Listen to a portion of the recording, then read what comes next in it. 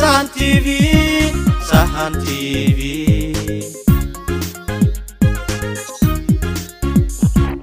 hawadu toosu soo galo jabuutu taagaye shacabku ku tirsaye umujiya taageerahina Sahan TV Sahan TV Sahan TV Sahan TV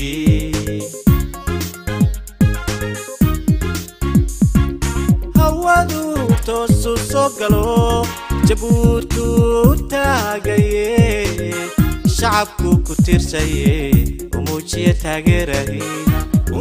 taageerahina Sahan TV Sahan TV Sahan TV Sahan TV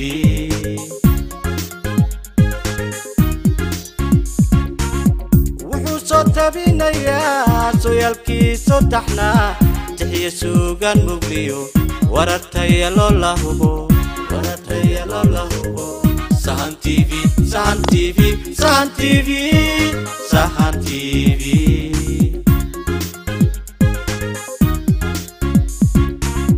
wuxuu soo tabinayaa sooyaalkiisu taxnaa تحية سوغان مغليو ورتايا لولا هبو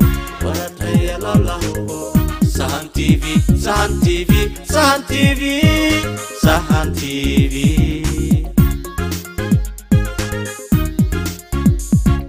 wuxuu ku tiqtiiqsadaa taariikhdu waxay qortiyo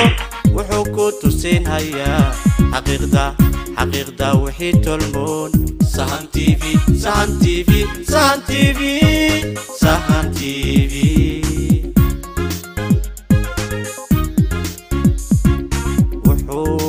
tiqtiiqsadaa taariikhdu waxay qortiyo wuxuu ku tusinhayaa xaqiiqda wixii tolmoon Sahan TV Sahan TV Sahan TV Sahan TV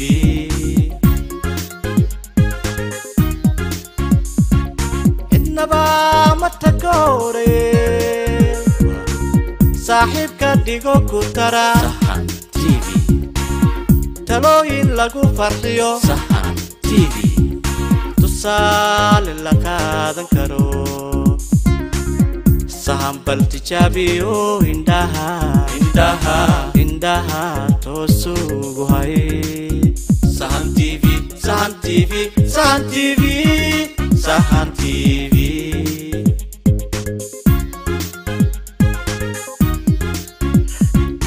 innaba ma takoore saaxiibka dhigo ku tara Sahan TV talooyin lagu farxiyo Sahan TV tusaale la qaadan karo sahan bal tijaabiyo indhaha toosugu hay Sahan TV Sahan TV Sahan TV Sahan TV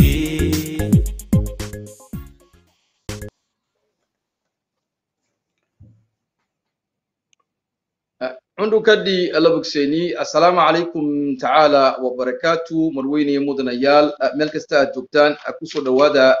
تيفيغا عالمي مدحبنان سحن تي في انيغو او ايان لي حاجيه او علابا ايدي سو داديه برنامج كبخا سنين والبا سحن تي في waxaad maanta aad ila jooga sidaad arkaysaan agaasimaha suxufiyiinta ka howlgala Sahan TV حسن دالية ويسقو سفر مقنع مدة هذا محاهدنا بلا وما أنت عند إلى الدهين دونا برنامج كمان تا حسن دالية كسودو ساهن تي في وأدوكو كهو كسو صحافينا أتكتهاي سودو حسن وران أدبر ما سنتهاي السلام عليكم ورحمة الله تعالى وبركاته وأنا سلام يا دمان أنت كهول قشة ساهن تي في barnaamijyada sahan t v soo tabiya dhammaantood waan wada salaamayaa qaybta ama bulshada reer jabuutina waan salaamayaa ayaan kulli caawa barnaamijka waan ku dhowahay diyaarna waan ahay waana ku dhowahay qofka caawa ma ku maaragtay macazunka ama maaragtay caawa plateauga kula fadhiyana waxaan leeyahay kusoo dhawow isagana waan bahadsan tahay waana dhowahay waayahay sidoo kale waxaa maanta nala fadhiya cabdiraxmaan mudane cabdiraxmaan oo loo yaqaano naanistiisa amigo cabdiraxmaan kusoo dhawow sahan t v بسم الله الرحمن الرحيم السلام عليكم ورحمة الله وبركاته سان تي في اليوم يسوى تنمي قد سيني حسنا هو سكوت جيبوتي لي مرك سلامة الحي رب لي مرك سلامة الحي merci beaucoup de m'avoir invité à Sahan TV. Je salue tous les Djiboutiens de la diaspora et ceux qui sont à Djibouti. Merci.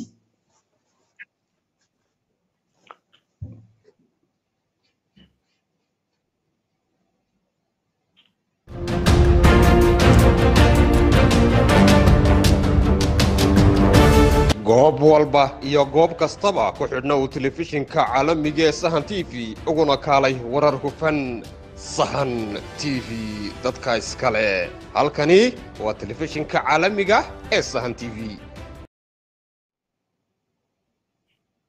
waayahay mar labaad iyo mar saddexaad kusoo dhawaada Sahan TV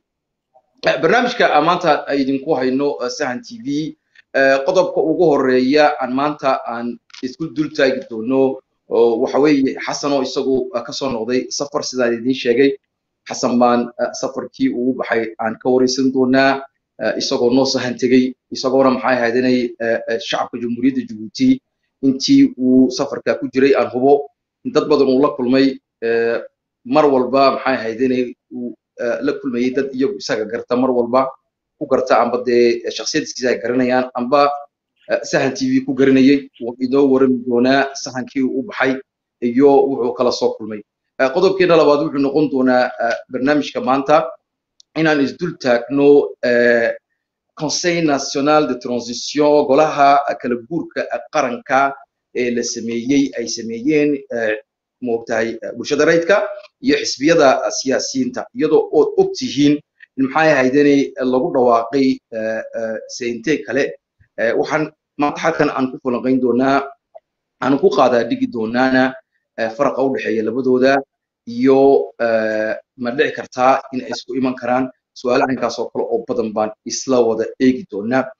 marka ugu horeysa inta aan u gelin su'aalahan u soo diyaarinay agaasimaha صحفيين كهوجلا سان تي في حسن داليه walaalkii oo maanta maxay ahayd in markii ugu horeysay ay tahay bil ka soo dhow in uu maanta halkan nala moogtahay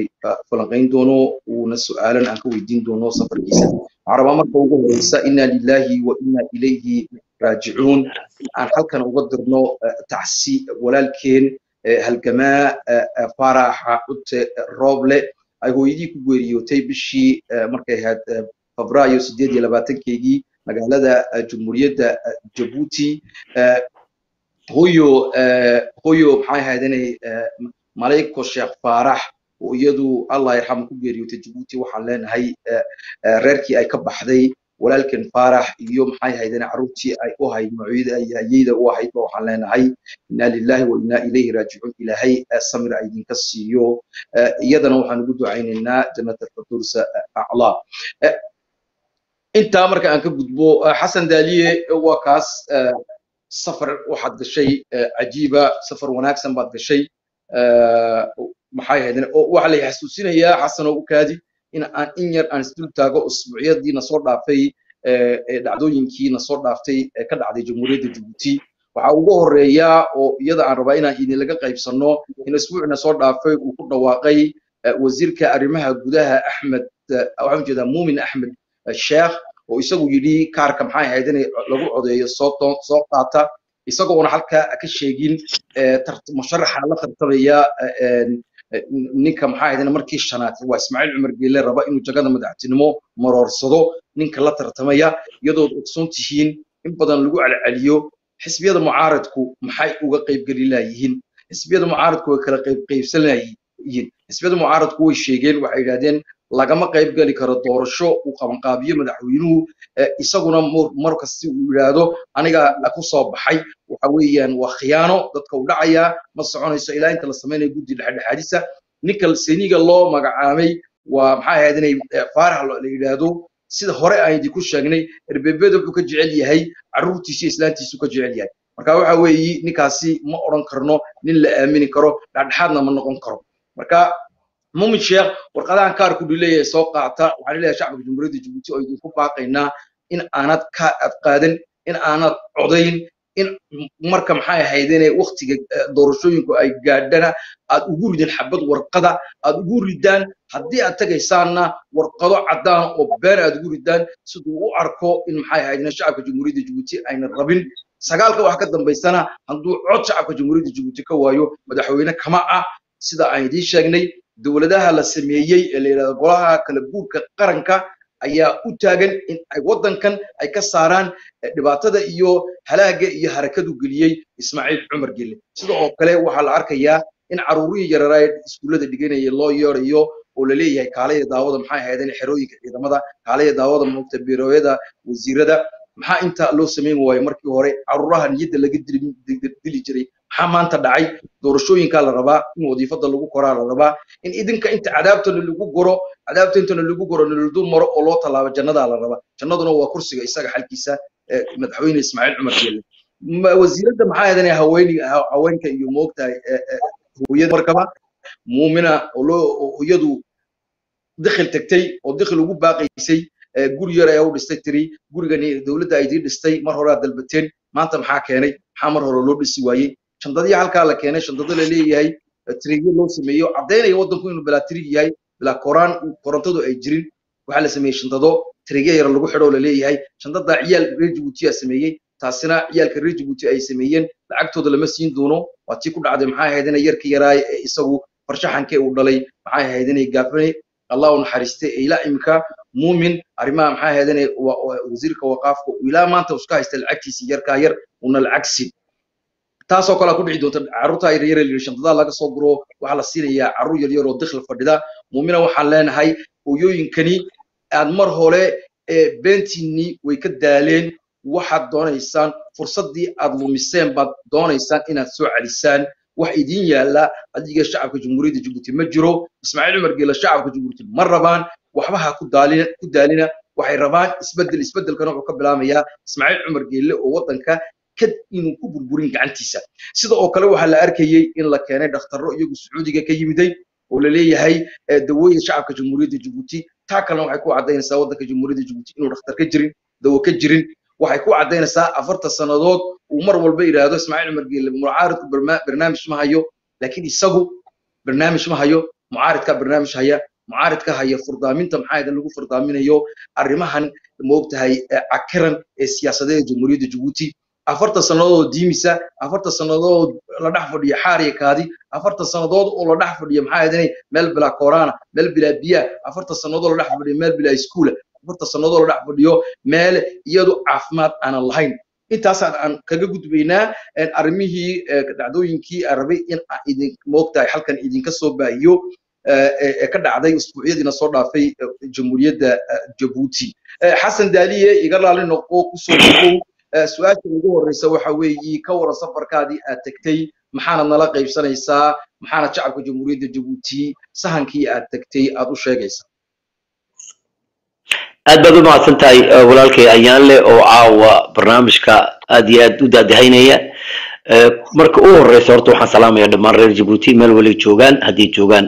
dibad iyo haddii joogaan gudahaba aad baan u salaamayaa waxaan kaloo salaanta ku xigsiinayaa dhammaan Soomaaliya oo dhan inta afka ku hadlaysa iyo inta reer Djibouti qurba joog iyo qolqol joogba waan salaamayaa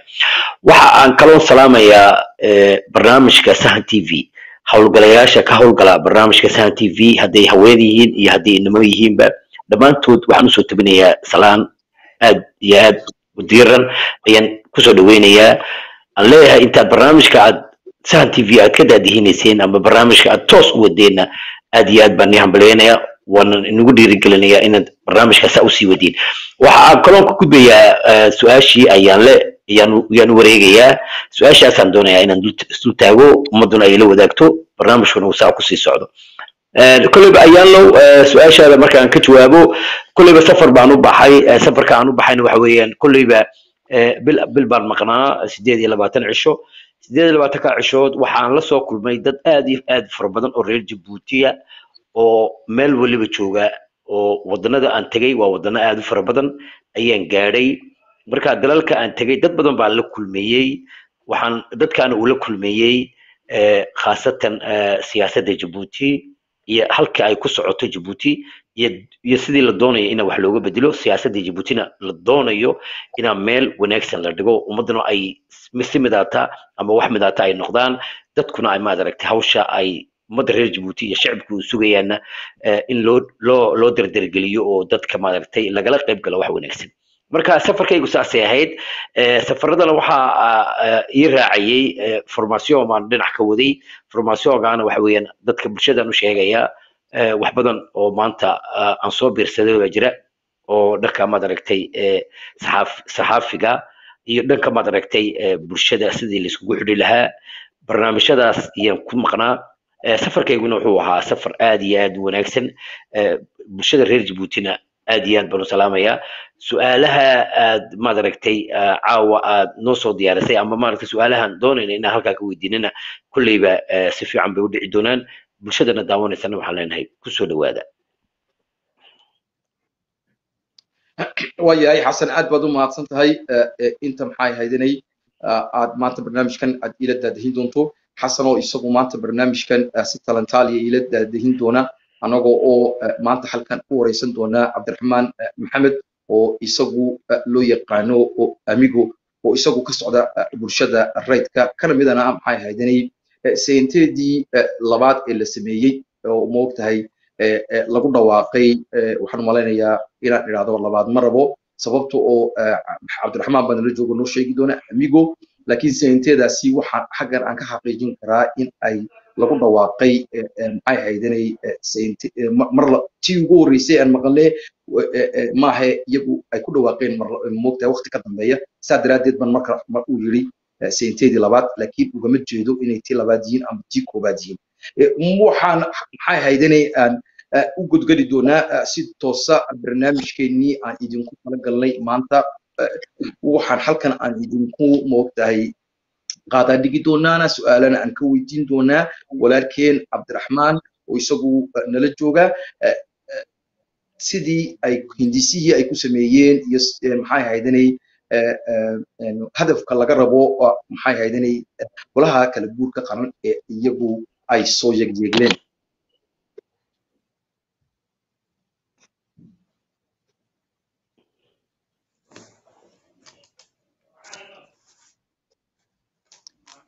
شر وعبان أن كسبنا إن ونصو سيدايو أهردعي برنامج كنا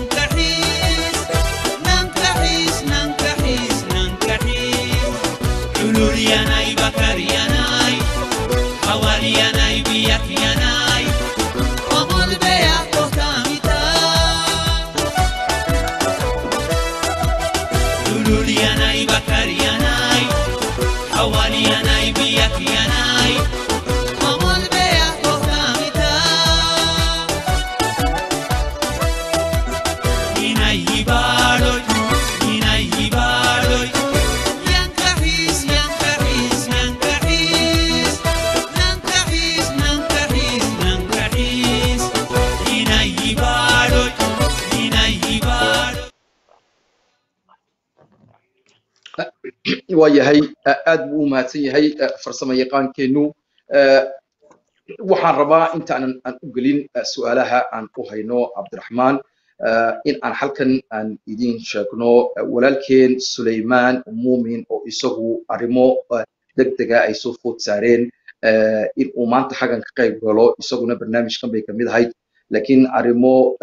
moogtahay degdego soo food saaray siyaabeed inuu ka maqan yahay Suleymaan Muuminna waa salaamaynaa arrimahaas ku maqan yahayna waxaan leenahay ilaahay uu fudaydiyo isaga iyo walaalaheen oo dhan xasan adigaan kugu soo dhaweynayaa maadaama aad in badan aad nasatay su'aalaha in aad ku moogtahay aad walaalkeen oo maanta isagu su'aalaha qaar kaga jawaabi doonaa luqadda Cafarta luqadda Soomaaliga iyo luqadda Faransiiska iyada oo aan rabno in aan gaarsiino aan fahansiino guddigan la sameeyay wixii loogu talagalay حسن كسر دو سؤال شو هريسة أبو هيسين ولكن أنا جو وصاحبكي أنا أقنع أميكو.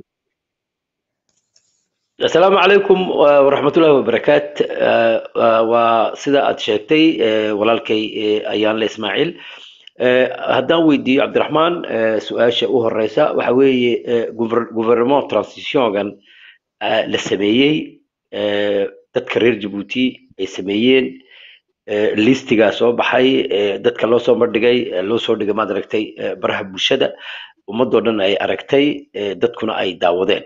amba ay la wada socdaan si wallo ay siyaasaddu u socoto iyo si wallo maad aragtay ururadu u socdaan marka su'aasha ugu horeysa waxa weeyaan ma loo dhan yahay listigan ama maad aragtay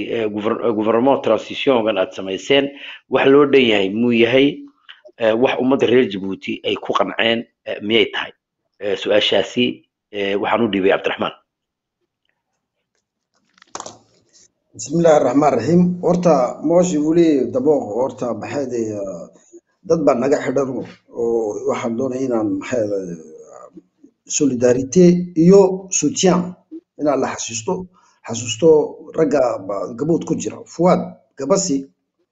Fuad iyo Gabasi iyo dadka maxay laga keenay Tajura iyo Buki iyo maxay Ali Sabiix ina Umar Daawud baa la yiraahdaa ninkii Tajura laga keenay marka kuwan waxaan doonaynaa inaan raado no sii daaya meel xun bay ku jiraan gabood bay ku jiraan no sii daaya ya regimka ayaa ka leenahay ta kalena message inaan u diro doonayaa doctor maxay Cabdiraxmaan Good waxaan leeyahay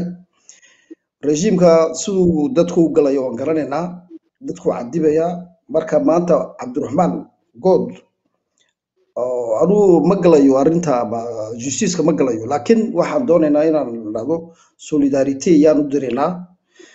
waan ku garab jooga Cabdiraxmaan oo tianam respectable un patriote qui est toujours solidaire au sein de sa famille djiboutienne. Donc, message qui est en direct dans les hordes. Takalena imka swasa adanu noqdo wa horta wa magaca gouvernement de transition mahin waxa la dhisay imka wa gouvernement de transition mahin wa meesha waxa lagu fakiray in la sameeyo maxay sida Djibouti marka ninkan taliskan iska ridno dawladda in ku sugaysa weeyaan transition ya marka shaqal loo galay waxa leeyahay marka ayaa loo term badan ina dadka loo sheego weeyaan si anagu meeshan anu si intee u mayn meeshan waxa waa si intee mayn charte de transition démocratique madar CTD weeyaan taan sameynay anagu ta kalena yaa jirta transition kala jira oo reer Djibouti weeyaan waxa soo dhaweeyeen waa ta kalena waa ina la kala saaro ta kale waxa magaceedu waa CNTD Conseil weeyaan National de Transition à Djibouti donc laba transition baa jira imba gouvernement ga sheegay sida xasano gouvernement kama hadlayno anagu waxba ka horeeya waxa loo dhan transition waxa la yiraahdaa waa marka isbedel markan rejiimka markan ka kicino meeshan maxaa la dhigayaa maxaa reer Djibouti maxaa loo soo dhaweynayaa weeyarta gouvernement magaca gouvernement mali marka waa ku soo jawaabay aad baad u mahadsan tahay walaalkay waxaan u dhiibayaa su'aasha kale ayaan u wareejinayaa su'aasha أنا عبد الرحمن إنا وحرمنا عن ضدك أنو موقتها أو موقتها إن شاء الله أنو كلا صارنو مركا إذن كنت أتسميسن محاتري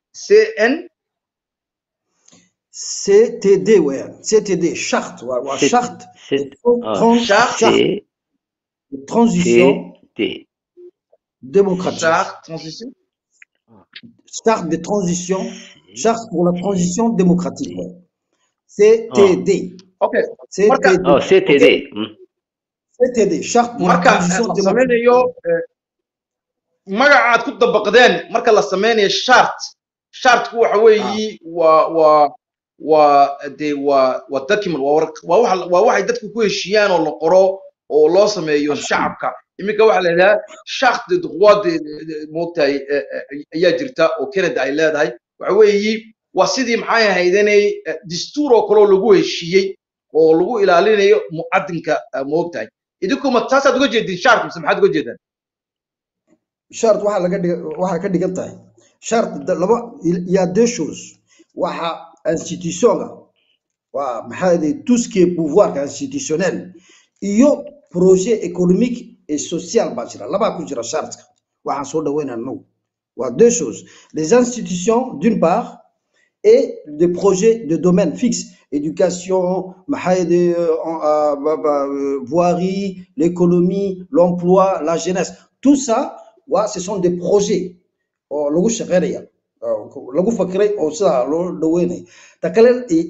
la charte il y a deux choses institution réforme institutionnelle et projet économique et social donc je suis venu pour expliquer c'est TD à nous laquelle on peut comparer si vous avez des questions il n'y a pas de problème donc juste en deux mots ça quoi quelqu'un des troncs démocratiques qui a Maglabaye et l'État mitné sinam kakna fannama sinan naga itafimingi dehi nanu dayu sinama yani Djibouti le nunay diaspora takay fareke le nunay ahimi naga inki afimingi dare tasa ko kana meten to huy to kudri ama esirhana hay mahaso malaf diabeno afar fatiabeno faransa fatiabeno bon pour revenir maintenant à ina wahad garatin anaga alhamdulillah manta tu sais pourquoi parce que waxa la oran jiray ya l'opposition savent que critiquer ya la oran jiray so may l'opposition ne propose rien ba la oran jiray so may de Djiboutiens manta waxad arkaysin il y a deux chartes de transition machallah quoi no dan wa Djiboutiens wayan déjà, ils ont pensé, ils ont réfléchi, ils proposent à la société djiboutienne. Donc c'est une chance, nouveauté. L'opposition, non seulement elle critique, mais en plus elle propose. Ça c'est une nouveauté. Yes. Il faut dire, deuxième chose, mais c'est notre diversité. que mid kasta inuu wuxuu qoray wuxuu ku shaqaystay inuu soo dhaweeyo Soomaali c'est ça qu'on veut démocratie anagu waxaan ku bilaabnay Europe ban ku bilaabnay France ban ku bilaabnay parce qu'il y a des transitions ça c'est une chance wa waxaan doonaynaa waa Djibouti markaan galno et c'est comme ça que nous on espère que ça soit comme ça c'est pour ça qu'on se bat ça c'est juste une parenthèse importante imika waxaan noqonayaa CTD ga sida loo abuuray taariikh bay leedahay okay donc waxaan déjà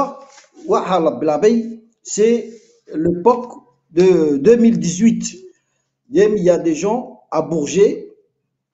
qui se sont réunis des partis politiques politico-militaires partis politiques société civile des personnalités et des femmes des hommes fikirka waxa heleen waxa yiraahdeen umma shart han sameeyno 2018 hadda 2018 ma maqlaysin marka 2018 marka Bourget waa magaaladii waa en France marka waxay yiraahdeen okay sida ba ku dhaqaaqeen après malheureusement il y a eu Covid-19 waa ku dhacay iyo dadkii dawad garanaysan c'est pas évident de se contacter tout ça lakin ils ont continué à travailler groupe de travail par la semaine groupe de travail wuxuu ku shaqaystay il a travaillé sur plusieurs domaines projets il y a des institutions ya ça ça l'objet de la constitution il faut se préparer marka manta avec l'évolution de 2018 imika waa kan de communiquer horta waa directeur communiquer waa maxay c'est quoi le communiquer le communiquer ça veut dire que qui a été il y a même pas 3 jours là waxa ka dhigan ça veut dire que voilà une charte qui est en train on est en train de travailler sur une charte et la charte on n'a pas fini encore on continue à travailler communiquer c'était pour annoncer takalana liste badra liste c'est liste ça veut rien dire quand je dis ça veut dire que c'est pas définitif Abdurrahman su'aalahaasi anaga ku weydiin doona kullayba waad nooga moogtahay waad nooga dhawaadin doontaa maxay ahayd inay xasan baan kusoo dhaweynayaa su'aashii labaad kusoo dhawo xasan marhaba aad baad u mahadsan tahay cabdiraxmaan intaad maad aragtay aad nagala qayb gashay sahan t v su'aalahana aad ummadaada u sharaxaysid dadka reer Djibouti qurba joogta iyo dadka gudaha joogaba aad wax u sharaxaysid aad baad u mahadsan tahay aad baa kaaga mahad celinayna su'aasheeda labaad haddaan cabdiraxmaan aan ku weydiiyo kullayba waxaa la joogaa cabdiraxmaanow dadka reer Djibouti waa dad aad iyo aad waqti dheer 44 sanadood soo daalay harraad soo laayay koronto haysan gaajo sida uu wado dhalinyarta Djibouti oo dhan iyo hooyooyinkii oo maanta baraha bulshada ka wada ooyayo leh cunno ma haysano dhibaato nagu haysata dalkii waad ogtahay qof kaste uu og yahay arrimaha Djibouti iyo wixii socda okay haddii aan ku idhaahdo dadka reer Djibouti waxay ay rabaan inaa la garab joogsado marka sidee maanta arrintan aad gasheen iyo hawlahan lagu dhaqaaqay iyo barnaamijyadan maanta dadka aad u soo bandhigteen ee weligeed aan dhicin ee maanta kow horta waan ugu hambalyeynaa inay dadka reer Djibouti ururo samaystaan waxyaabo urur oo wax soo saari kara dawlad dhisi kara inay sameeyaan aad bay u qurux badan tahay laakiin dawladda iyo hawsha aad wadiin iyo waxa la dhisayo ururadaas ee la doonayo bulshada in wax lagaga bedelo ma hore ma u socon kartaa oo doorasho la joogay dalka Djibouti hawshaasi sidee ay ummadda reer Djibouti u arkayaan arrintaana sidee u socotaa oo halkii ku dhamaan doontaa ururka iyo hawsha la galay waan kugu dheeraaday wallahi asana waa runtaada waa horta Djibouti ma meel imika waxa anu sanadkii hore waan galay Djibouti baan galay 3 bilood baan joogay waan arkay ma aragtay dadkii sida maxaad noloshooda waan arkay laakiin waxa leeyahay maanta anagu waxaan u soo dhaweynaynaa waa projet meesha situation inaan ka bixino dooneen dadkeena waa ina projet inaad dhaweysid weeyaan inaad projet inaad tusid weeyaan ma maaniif iyo waxa wad samayn karaysa laakiin dad wadankeena wuxuu naga sugo waa projet waxaad iga tiri ninkii imika waxa election baa lagu dhaweey okay election horta opposition waxay yiraahdeen election ma galayno ba taas waa jawaab weeyaan election ma galayno ba yiraahdeen marka election waxa ma kama sugeyn anagu laakiin anu waxaan ka yidhi xasano wax jadiid ayaa la keenay imika projet dad kasta projet bay ku shaqeeyaan marka ninkan maxaad regime markan iska ridno waa projet dadkeena inaan meesha nolosh fiican inaan doonayna iskool ha aato caafimaad ha aato waxa oo dhan in laga fakiro weeyaan ma adartay waa taa weeyaan waa su'aalkii waa taa weeyaan ma adu maxaad jawaabteedu waa taa baski imika élection waxa nous ça nous concerne pas كودي رجي واكن مانيفن يا رحبا لو سمينيا ولا دقاقيا مي بون سي بيان لكن waxa fiican imika anagu project waan tusayna laakiin hawshu waa wadnaatay on va faire des manifs ويا عبد الرحمن كان دحقلو هذا الكاسي سؤال كو ديبو او سؤاشي دحتال ان كاغا دغو adigoo mahadsan oo raaliya waxa aan ku weydiinaya doorashada wadanka ka socota rejiimka maaragtay aad iyo aad umada u dhibaya dalkii Djibouti marxalad xun bay umada reer Djibouti ay ku jiraan ina Umar Gelina nin naxamaahino oo wadiga aad arkaya ninka daawanaya ama ninka inuu marshal u doonayo inuu ku soo noqdo oo dadkii ويفوتي ليه وان حدايا قف كان دونا ديليا قف كان دونا مشاركة قوينية قف كان دونا كقاضية شرعية يوليه هي ورقدة يورده غير جيبوتين وحيليه ورقدة وكورد نيو كال إلكتير كيبان قاضينا قف ليه وان حدايا بري سهد بوكو ديليا ورقدها كقاضية شغلة كائرية مشاركة وان كحدايا هذا دفوتي سيد ودتكي غير جيبوتي ورد سميي سياسيين تينا haddii marshanaad uu ku noqdo arintii aad wadeen iyo hawsha aad wadeen ilaa halkee la gaadhaysiin oo maxaad kaga hortagi karaysiin xasano waan ku sheegay imika horta reer Djibouti dadkoo dhamma ka yaan ka odhanayna waryaadi kaca dariiqa waa kan u dhaadhaca de anagu taaba message-kan u dirayna waa taa weeyaan laakiin waxaan sameynayna xaggan waxaan ka hadlayaa waa project ay dadkeena aanu sinaa project baan yaanu hayna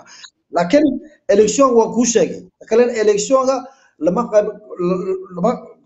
meesha lama galayo election waa déjà élection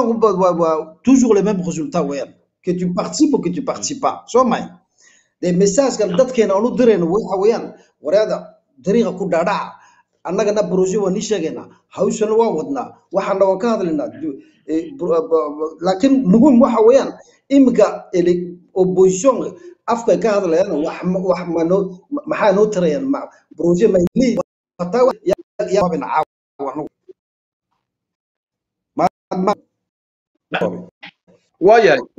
waayahay haddii aad maxay haydanay su'aalaha aad Cabdiraxmaan oo aad rabtid inaad qaarkood kaga jawaabtid luqadda afka cafartana oo ku soo dhaweynaynaa xasanow waxa rabaa intaana su'aasheeda aan weydiin walaalkeen amigo anigu aad asxaab u nahayna oo moogtahay waxa weeyi qisad baan rabaa inaan horta aan iga dhaco moogtahay ay idin sheego waxa jiri jiray boqortooyo jirku ay leeyihiin boqortooyadaas maxay ahaydeenay waxa idin moogtahay ay iskaga noolayeen nolol fiican way ku naaloonayeen noloshoodaas ilaa maalin ka mid ah ay bisadii ay u timid bisadii jirna waa ogtiin moogtahay waxa ka dhaxeeya bisadii markay timiday boqortooyadii jirka maalinba jirba cuntay maalinba waxay qaadatay moogtahay jirkii isagu haddeeta cabsi buu galay inuu guriga ka soo baxo haddeeta bundo waxba ma doonan karayo cabsi baa gashay ka waxay yiraahdeen waa inaan isku imanoo shuuraysan shuuradii markii la galay la sheekaystay lahaas moogtahay laga niqaashay waxa ka soo baxday qodob ah in bisada san ku ogaano aan iskaga gelino moogtahay belt amba de wax ka laalaado oo maqlo markay soo socoto markii tii lagu heshiiyay ayaa la yiri waa qodob wanaagsan waayo qofka maanta kacaya ee jirka qorta u soo bisada u soo gelinaya beltka ama baashaas loo xidho xoolaha si loo gorto markay soo socoto bisadaas jirkee u gelinayo u tagayo naftiisa ku ciyaarayo qortiisa u soo gelinayo waxa uu eeg tahay siyaasadda jamhuuriyadda Djibouti in maanta maxay haydeenay la sirdeynay hadday tahay kuwii siyaasiyiintii hadday tahay xisbiyadii siyaasadda haddii maxay haydeenay ay tahay bismillaahir rahmaanir rahiim kuwii moogtahay bulshadii rayidka in xasano oo la isku hirdeynayo ninkii isagu maxay haydeenay carruurta ka dhigay bilaab aabaha ee jeelka ku urta carruurtoodii carruurtu moogtahay u noqdeen maxay haydeenay agoomaha ninka isagu maanta ilaa maanta wadanka jamhuuriyadda Djibouti wuxuu doona ka yeelay waa Ismaaciil Cumar Geelle ee maanta maxay haydeenay bisada ku noqday shacabka jamhuuriyadda Djibouti ayaan bareer ka dhigaya moogtahay maxay haydeenay bilaa aabo iyo bilaa hooyo maanta aan wada hadlayno waxa ku jira jeelka duuliye labaale duuliye fuad yusuf ali waxa ku jira jeelka maxay haydanay allahumma salli ala maxamed yusuf gabasa ku jira dhalinyar badan baa joobokii laga soo qaato laga ay sheegayeen maxay haydanay league Djibouti de droit de l'homme joobokii laga soo qaatay qaar badan Djibouti baa lagu xidhay dhalinyar yar iyagu moogtahay yidhi shoomeerin baan nahay waxaan haysanaa shahaadooyin baan haysanaa jeelka lagu ri dadkii oo dhan jeel baa loo tixaabay nagaad waxa wali la isweydiinayaa yaa qoorta u soo gelinaya Ismaaciil Cumar Geeli yaa qoorta u soo gelinaya bisada yaa qoorta u soo gelinaya libaaxa dadkoo dhan wada cunay Cabdiraxmaanow marka aad leedahay annaguna waxaan sameynay shart moogtahay transition national aan sameynay iyo qoladan kale samaysatay CNTD-ga labadiinuba ma tiin xisbiyo waxaad u joogtiin markaan aan eegay adiga ay moogtahay haddaan qaldanahay isixi doona waxa weeye waxaad u joogtiin oo qura waddanka hadduu dagaal ka dhaco kow waddankaas la yidhaahdo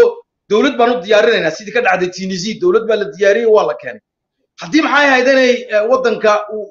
moogtahay qof kastiba maxay ahayd inay ilaahay baa garan wadkiisa uguma rajaynayna qofna maxay ahayd inay laakiin haddii tii madaxweynaha ay timaado inaad idinku aad tiraadaan qabsataan aad beesha caalamkana ka iibisaan moogtahay maxay ahayd inay dowladdan aad samayseen dibadda aad ka samayseen waa maxay farqa u dhaxeeya kuwaad idinku samayseen iyo kuwan kale ee sentendeeda iyo moogtahay sentedeeda maxaa u dhaxeeya farqa u dhaxeeya waa maxay horta ayaa le anu kelmadda gouvernement waa niga masaxaytaa gouvernement ma jirto meeshan waa gouvernement mayn waxaa la dhisayaa dibadda waxaa laga dhisay gouvernement mayn kowdhi waa transitionga waxaa ka dhigan tahay anagu imika waxaad weydiisay difference-ka okay horta magaca waa nii sheegay yaa la différence au niveau de nom kowdhi différence waxa weeyaan la charte de transition démocratique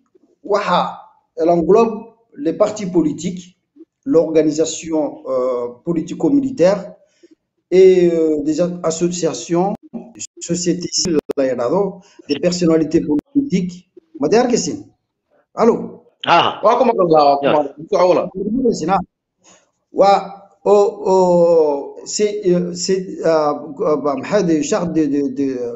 Charte de transition, elle est large, voyons. Association beaucoup dira, parti politique beaucoup dira, personnalité beaucoup dira, hommes et femmes beaucoup dira. Wahaudan yan school, amarenki talbani, société takai, politique takai, amarenki. Donc ça c'est première différence. Takalena wahawayan yegu société civile. Il y a une transition, société civile bagade. C'est un détail bancal, il y a un cadre là. Deuxième différence, c'est presque au niveau de composition, c'est large ici. Il y a 5 partis politiques, 9 sociétés civiles, un haut gradé militaire, 2 hommes et des femmes. Composition là, et il y a plus de gens qui ont travaillé en groupe. Et troisième différence, ça fait des gens qui ont lutté depuis des 10 ans jusqu'à 50 ans. Des 10 ans jusqu'à 50 ans. Voilà. C'est des gens d'expérience politique. Ça ne veut pas dire que les autres transitions n'ont pas d'expérience. Que je respecte, que des gens qui sont respectables. C'est pour montrer la différence. Et c'est une société civile. Parce qu'on a dit il faut mettre tous les Djiboutiens, qui soient partis politiques, société civile, et hommes et femmes, qui peuvent apporter quelque chose. C'est ça la différence. Alors,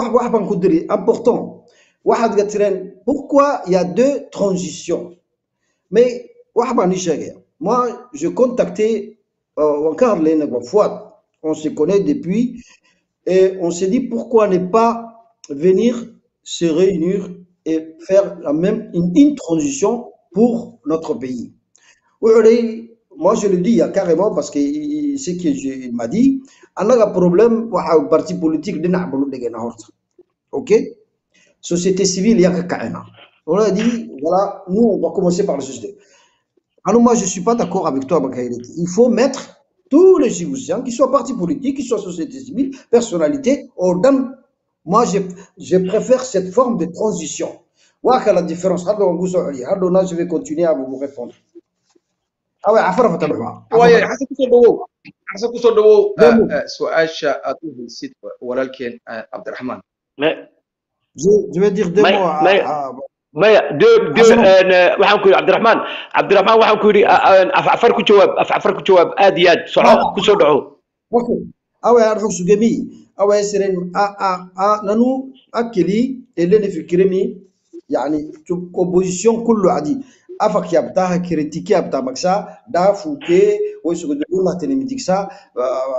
la yusana malun yana makugutaka nanu da yuslimi akili maglabai نمها بيرا ينسى بيرا معناته أنهم قريكي شعبه ما حدا يسنع نبارو منين التلحينا يعني فكرة تجركا شرط de transition démocratique هاي ما قوم رديان politique مردياني société civile دتني وش قدر politico militaire دتني تو هملي إتنا دفنه اللي تعمتني كل جنبك بواريك دباي تام عندانتي تاماي سكول وي محكون عافية إنكي هو مدتني إلى ما سلطانة بحايدي تو من إنكي تامتني لقد كادو أهم اللي دا يسنا بير ينساكو أنو كاك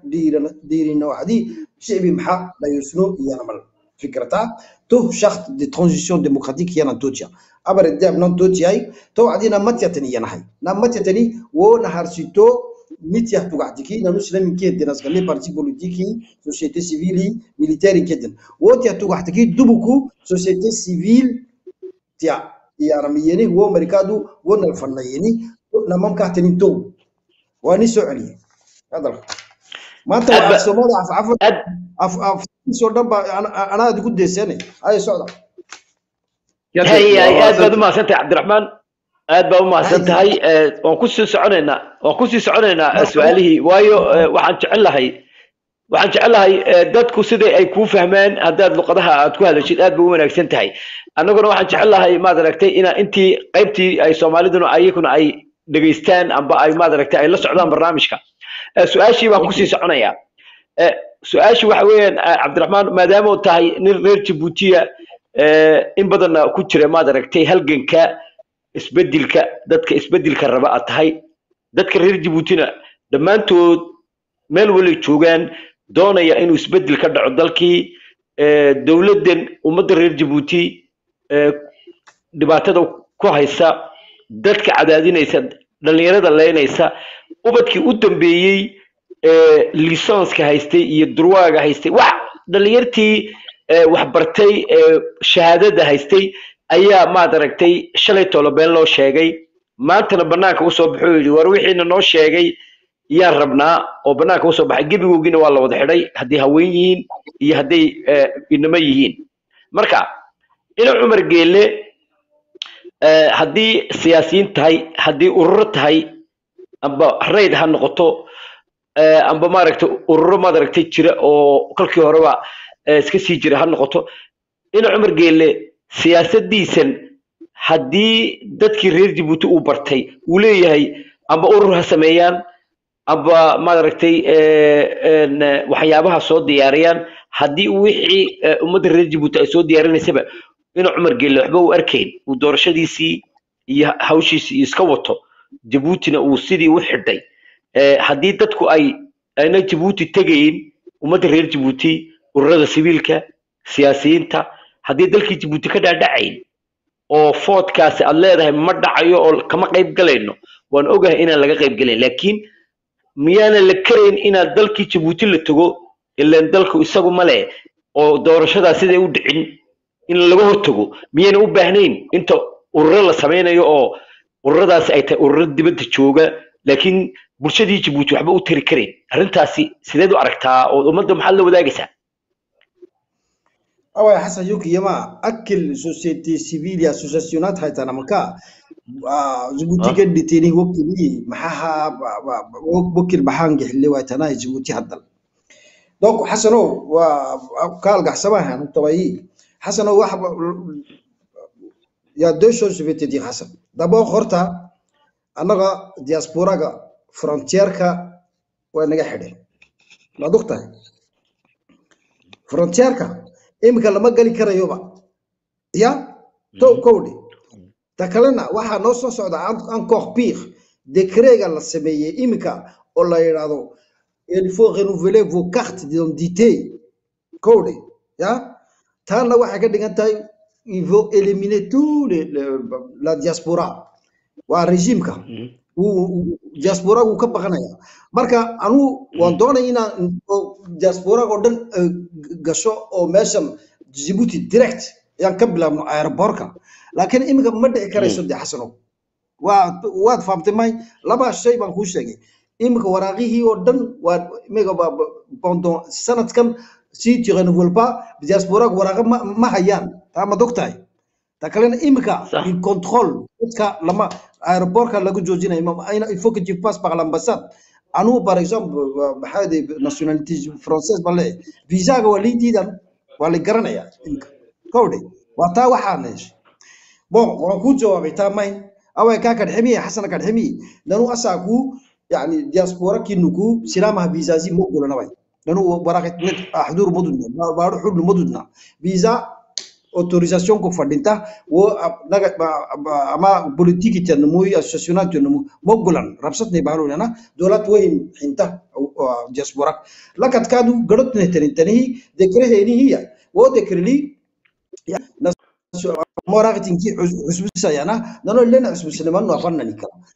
usbisayana go waraqat foyeen kala kikaadu wo sabata baadu wana xulnu mududna ka kadhay okay ويا عبد الرحمن سؤال كويدين يا سؤال أدو يقرأ لي ولكن أيان لي سؤال شاسن دوني أنا كسر حدا أو ما دركت أن ويديو عبد الرحمن وحوي واحد وانا نجح حدا دلك جيبوتي ورقده هنا وبدل يا سياسيين تا أما ما ركت دلك الدياسبورا كانوا يحولي دلك مصر قال كران أو وانكحرنا هاي واحد ردد بدل أو ما دركتي دلك جيبوتي هذه سنة كتهاي هذه سنة كيورت هاي بقى ضد بدل واحد معارض أما ما ركت السياسيين oo dalka ka hawlgala dibadda oo laakiin Djibouti taga sidee u galaan iyagoo oo mucaarad amba maaragtay oo inuu Umar Geele ka hor jooga amba ka hor tagay amba siyaasadiisa iyo maaragtay dawladdiisa nacaya oo le suxun baad wax u maamusha laakiin sidee u noqotay dad badan oo diasporaaga ku jira oo siyaasiyiina dalka Djibouti taga oo ka soo noqda arrintaasi bal noo macnay oo sidee ku dhacdaa dadka galaya oo ka soo noqonay Hassano, moi je vais te prendre mon exemple. Un exemple que Yankou Shaggy. Anu, sad sonadad magal. Halgan banku jira. صح. Waxa la yiri wariya si tu rentres ya on va ma famille avait peur pour moi. Kowde. Waxa la dhimay sidan waa dadka waxa dilayo waa cabsi weeyaan. Anu waxa la dhawan gali. صح. Je suis rentré à Djibouti. Maarad la waayay. لكن وقت ما هي جلسيدي عبسيدي بنسكا يا بين وانقلي ما هو وضع ما هي قصب بينا كقولوا حركيني وانقلي وعروض فامي وهو يدا يا دون هنا نركو صدق سنة ده بخير وعنا إسماعيل عمر هو يدا ومدينا يبان وانقلي لكن محل وان جوه محل يوسف طب عبسي إن على سكسر ويان اوكي انا سلام كو غلاي سلام كو نقداي هاي ولا ما اكسبيرينس كو غلاي نت سلام ما غرانايو لكن انا وان غلاي وان سو نقداي اوكي لكن ولا عبسي دي بدا يا حس ددك هل حدو غبا انا waxaan gabota la gooyo hada doonayaan diyaar banuna waa kan de ilaahay baa dadkii waan arkay alxamdulillah dadkii waan arkay wala waan ku jawaabay aad ma santahay aad baad ma santahay ayaa laba ku su'aasha aad baad ma santahay gadagay walaalkeen Cabdiraxmaan mudan Cabdiraxmaan amigo waxa weeyi in maxay haydeenay ay horta ilaahay subhanahu wa ta'ala quraankiisa kariimkana ay ku soo degeen moogtahay in ay tahay maxay ahayn midnimadu muqaddas in maxay haydeenay tafaraaruq moogtahay ayna ay hayn maxay haydeenay ugu hormari karo waxa la yiri haddii la keeno maxay haydanay midnimadu waxay keentaa horumarkay keentaa midnimadu waxay keentaa in aad maxay haydanay aan wadan dhisan kartaan ambaad heli kartaan maxay haydanay dawlad suuban midnimadu waa muqaddas maanta Djibouti xaaladda ay ku jirtadana midnimadu wata ugu horeysa waxaan xasuustaa buugu qoray maxay haydanay nin isagu Shiinaa waxaan inuu yahay umaleynaya oo la turjumay waxa la yiraahdaa wuxuu ka hadlayaa marka isagu Kung ka hadlayaa art of waxa yiraahdaa world waxa weeyaan qaabka dagaalka lagu galo dagaalka ugu qurux badan ee ugu wanaagsan ee la galana dagaalada waa dagaalka uu qof kaaga dhiman ay xabadna ayna kaaga dhicin qasab hadday kugu noqoto in aad maanta dad aad gelis dad ay galaan dagaal ay xabadna kaaga dhacdo oo dad ku weydid waa marka loo baahan yahay laakiin ninka xoog weyn marka aad la dagaaltamisid waxa weeye qaabka ugu horeeya ee kula dagaaltamisid waa midnimo qaabka labaadna waa xoogiiso isaga dib aad u isticmaasho xamaanta aan moogtahay jamhuuriyadda Djibouti aan rabnaa waa mid qura cadawga jamhuuriyadda Djibouti ma aha maxay haydanay cadow maxay haydanay isagu intuu nagu soo duulayna qabsado waa mid annaga naga mida waa mid isaga intuu naga dhaxbaxay markuu meesha koray wadiifadii helana xeeladii gaalada nagula dhaqmay na kala qaybinaya nagula dhaqmaya in aan annagu isdilna dhexdeen waatan oo annagiina waxaan ku heshiin karin laanahay kelmadii baan xasuustaa aan maalin hore xagan ka yiri Carabi waxay ku heshiisay inay waligeeba heshiin shacabka jamhuuriyadda Djibouti waa iyada hoos fadhiya hadday tahay bulshada rayidka hadday tahay siyaasiyiin hadday tahay nimanka aqoonyaanka hadday tahay nin wal oo wax ka go'o way iyada hoos fadhiyaan annagiina dood waxa dhax taala shacabka jamhuuriyadda Djibouti doodo aanan maanta aan ahaynba munaasib inaan ka wada hadlo doodaha dhex yaala yaan rabnaa shacabka jamhuuriyadda Djibouti adigu oo maanta u hadlaya teedeeda war waa maxay haydanay shacabka jamhuuriyadda Djibouti khilaafyadan ee moogta hadday xisbiye aad tahay amba idinkii anday tahay mar walba idin dhex yaala waa kow waxay idinku eedeynayaa oo la leeyahay war nimankani iyagu isku yimid waan heshiinay leh war nimankani waxay rabaan madaxweynaha dambe ee soo socday jamhuuriyadda Djibouti laga calay masaari doon ayay soo diyaarinayaan dad baa isweydiinaya leh war maqoomiyadda Soomaalida ay ka soo wadaan maqoomiyadda Cafarta ay ka soo wadaan idinku dadka shacabka jamhuuriyadda Djibouti marka aad leedihiin waxa ay sameeyeen maanta dawlad waa tiri iga daaba tiri dawlad ma haba tiri laakiin waxaad u heshay dadkii maanta fursad kale yaad siisay fursad kale oo leedahay war haddii maanta wadankii doorashooyin ay ka dhici waayaan haddii wadankii maanta maxay ahaydeen in Cumar Geelle u galiyo khalkhal sidoo maanta ugu wado gacantiisa ugu burburinayo annagu waxaan nahay alternative waxaan u bedelaynaa nimankan taliskan meesha joogaan bedelaynaa marka dad waxay isweydiinayaan dadku mar waxaad noo soo wadaan madaxweyne qowmiyad Soomaaliya qowmiyad Cafara qowmiyad Caraba mise idinku waxaad leedihiin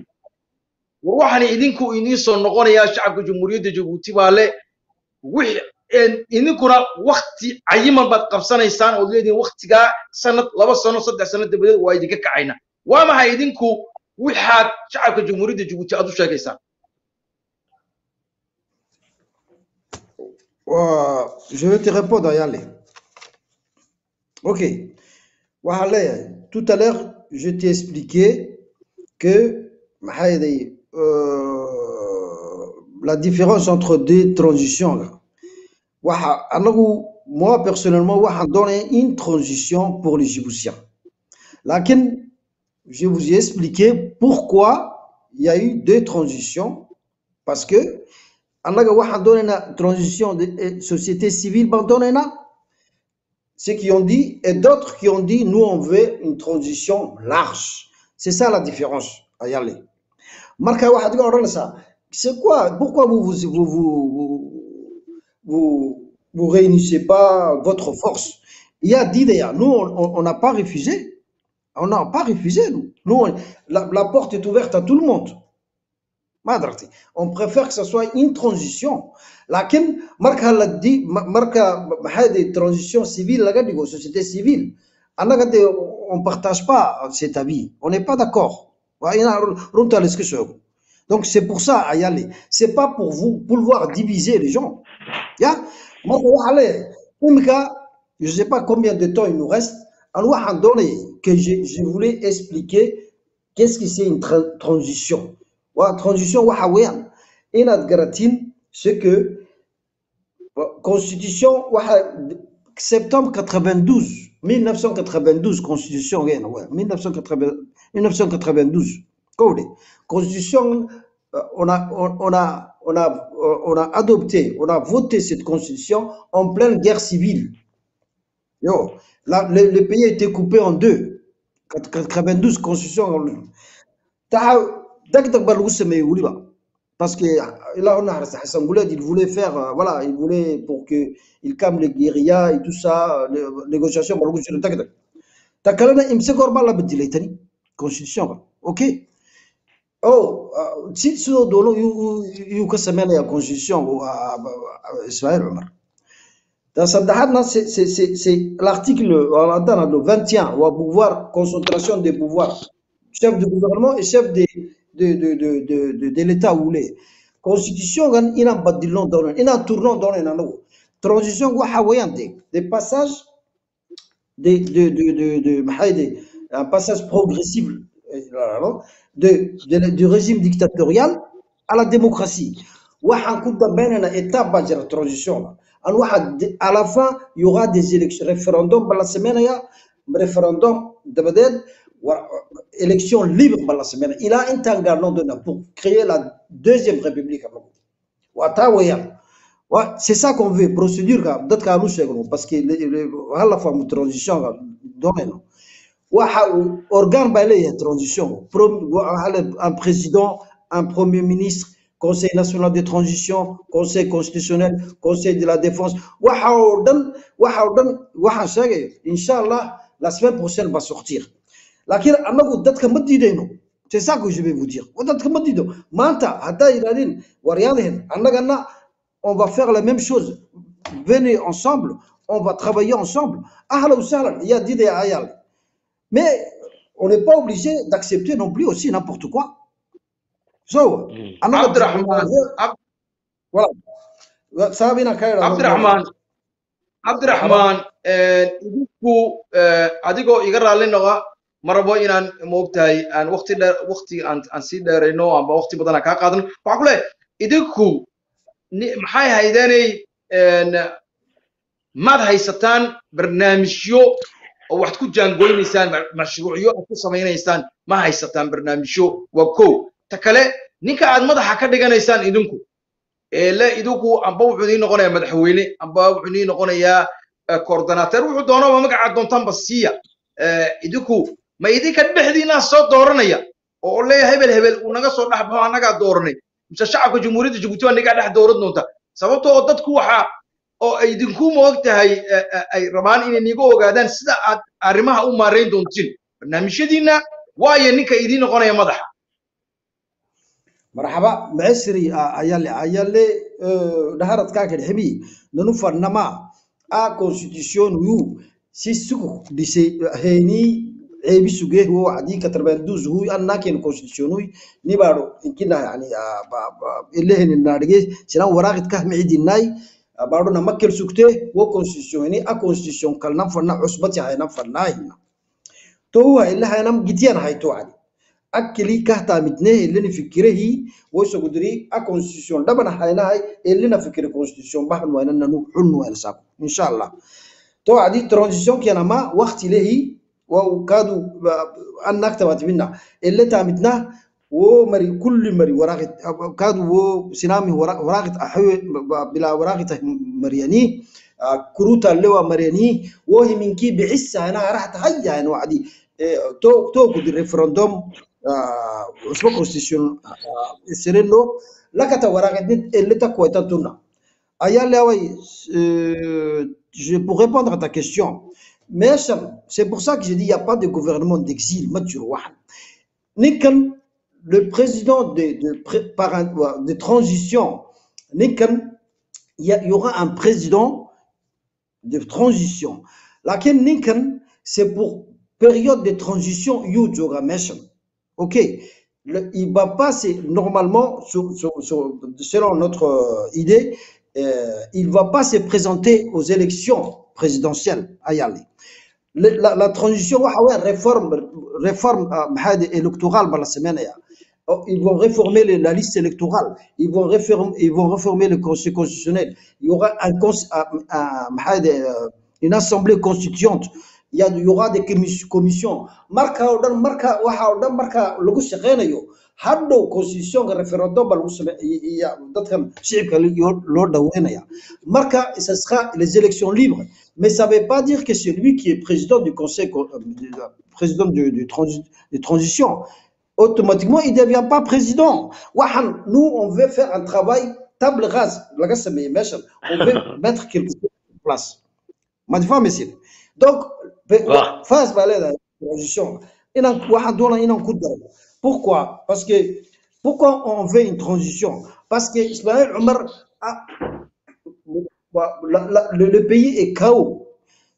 Le pays est chaos. Il y a ni loi, ni règles, ni constitution. C'est pour ça qu'on veut on veut mettre en place une constitution, mais sur une période de 2 ans. Transition, selon notre transition, hein, de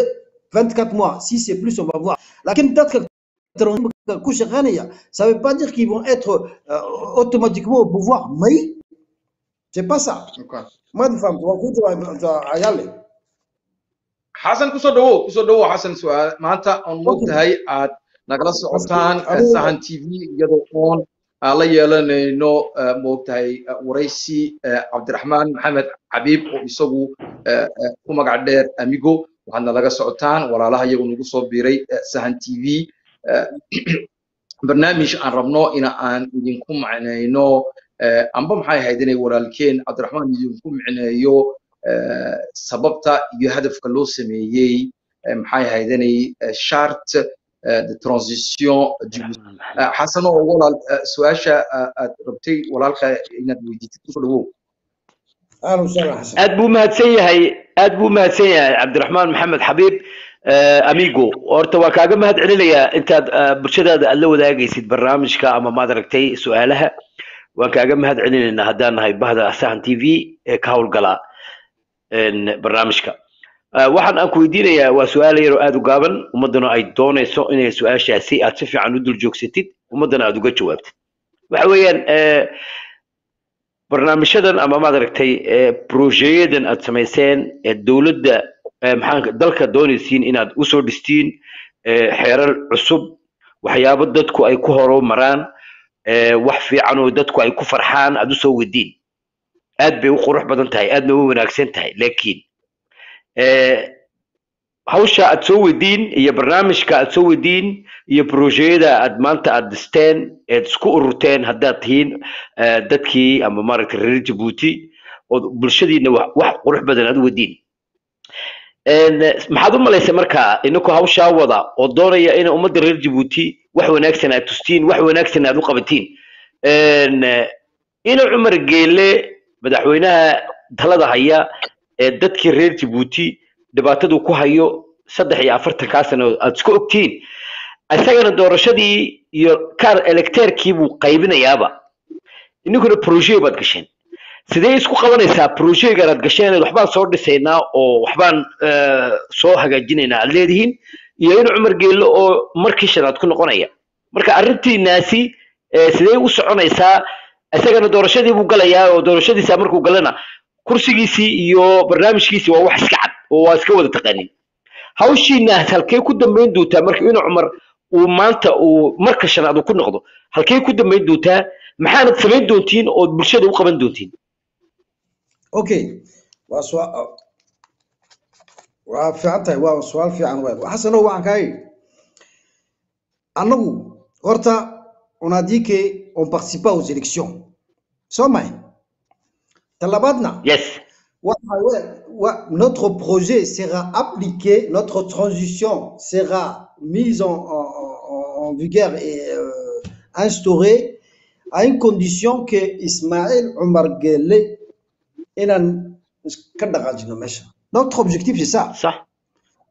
Ouais, c'est ça notre objectif. Alors, on ne peut pas venir avec. Bergi hore saddex goor y a eu une négociation.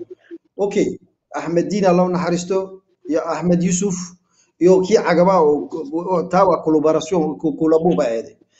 Wa nous on s'est dit mais c'est pas possible. Wa imka ninkan ina laga kiciyo wayaan. Notre transition ne sera pas possible si objectif kan horta dadka transition ku jira ils sont d'accord pour dégager Ismaël Omar Guelleh. Transition c'est quelque chose de marka donc vide bu noqonaya table rase ban ka dhigana nagu. C'est là qu'on va faire une période de transition. Ma fahamtay. waa ku jawaab ma waayahay waa kugu soo waayahay sida afariga sida aad soo soo waraaqid cidne abaasile kulli ma baasile ki isin haytan projet anina wakil bitara fadana wakil ani ka wakil abta manin waraaqid cidne silama biisana maya nanu ka kinama nanu harak anun kal na fannan nanu baaro kanu na yaacin fanna to baaro ke yaci ka hayno adi hay waraaqidni xaagidata silama kurut nahe wa waraaqidni xaagidal taamidna to gudub silama waraaqid inki xuwana ne baaro ke bo korri wogam bikinki silam waraaqid allo amre wa himinki xuwana adi to wadi nanu anum dirina lakata to wadi waraaqidni ton lakile tonal silam fartilena wa ku jawaabay aad baad u mahadsantahay ayaan la su'aal baan yar raacinayaa waa soo barnaamijkiina kulleyba waa ku dheeraana u malaynayaa haddii waa soo gabagabaynaynaa oo dee kulleyba ayaan la caawa barnaamijka iskale waxaan aan weydiinayaa 5 sannadood markuu hadduu uu ku noqdo doorashada oo waad arkaya oo uu diyaarsaday wax walba uu diyaarsaday uuna ku noqonayaa oo dadkii reer Djibouti diasporaaga dibadda joogay dalkii uu ka xidhay intii gudaha joogayna uu wada xidhay magaaladuna way u xidhan tahay dibadiina uu iska xidhay markii shanaad uu ku noqonayaa hawshiinaasi may sidee u sii soconaysaa de marka barnaamijkiinu sidoo u sii soconayaa dalkiina uu xidhan yahay ina Umarna uu ku noqday marka ma ilaa 5 sano marka shanaad markuu ku noqdo ayaa dadka reer Djibouti ay sugaan mise imikaad ka hortagaysiin sidoo marka shanaad ugu noqon bal su'aasha dadka la wadaag adoo raaliya حسنا ما دعي كرت واحد أنا إمك إلكشن يسي دت كودا ويجرنا يعني ويزديارنا يا أنا تاك ما فكرون إنني كان سك استينا كإنه ماشان دوننا واحد جرا غير فات ماشان وودنك واحد ودجرنا سين فريد باجو أو هوب كسيتا أنا كان حاجة بكودن